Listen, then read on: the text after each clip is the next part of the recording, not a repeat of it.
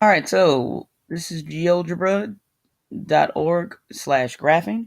We're going to use this site to talk about reflecting over the X and Y axis. So first we're going to make sure you click on this tools here. That's going to bring up all your graphing buttons. So let's go ahead and make our triangle. So we're going to scroll down to polygons. If you at the bottom there's a more button, you may need to click that. So click on the triangle icon, and it tells you what to do here. Select all your vertices, then the first vertex again. So let's go ahead and put a triangle at point 1, 1. Let's do point 3, 4. And let's make our last point, let's do here, point 6, 2. So that'd be point C, and then make sure you click back on A. So that completes your triangle. So now we have triangle ABC in the first quadrant. So then go ahead and scroll down to transform. So this first one on your left, it says reflect about line. So click on that, and then it tells you what to do. Select the object to reflect, then the line of reflection. So we're going to select our triangle ABC, and let's go ahead and reflect it over the x-axis. So as you can see here, it has made a reflection of triangle ABC and created triangle A prime, B prime, and C prime.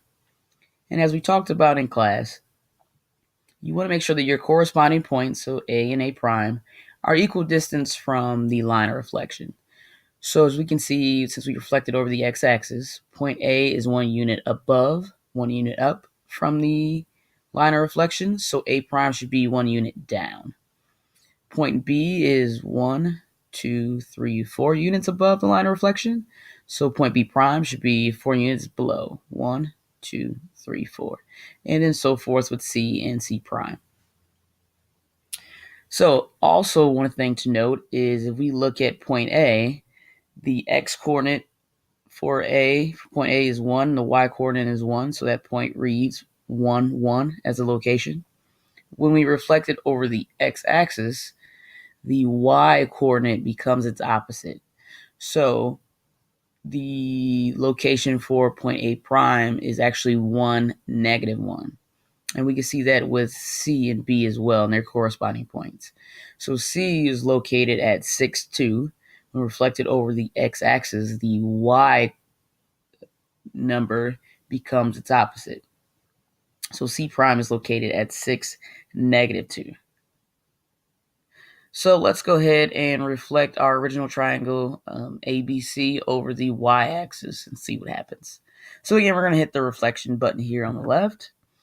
And we're going to select triangle ABC and the line of reflection, which is the y-axis.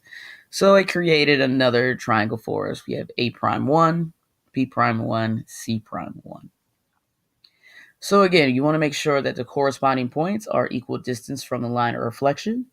So point A is 1 unit to the right. A prime should be 1 unit to the left. And we can see the same thing with B and B prime. And then C prime and C. That we make sure we specify what line is being reflected over. So that's really important that we talk about triangle ABC is reflected over the x-axis to make triangle A prime, B prime, C prime, and triangle ABC was reflected over the y-axis to make triangle A prime 1, B prime 1, and C prime 1.